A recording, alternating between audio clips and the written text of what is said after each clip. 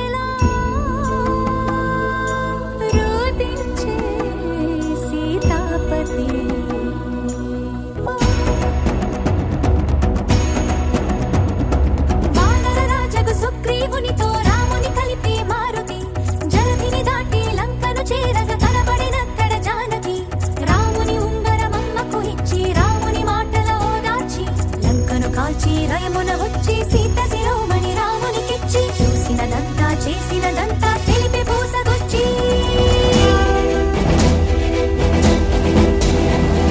వాయువేగమున వానర సైన్యము కడలికి వారధి కట్టెరా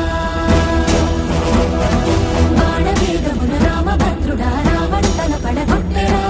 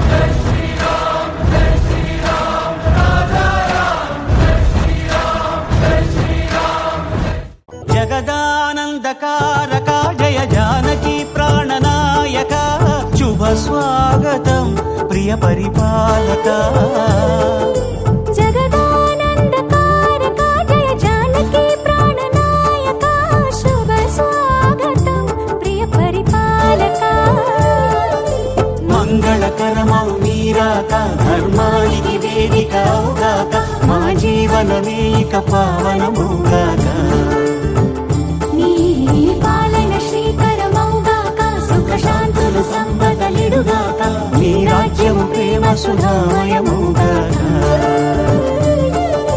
జగదానందకారక జయ జానకి ప్రాణనాయక శుభ స్వాగతం ప్రియ పరిపాలక.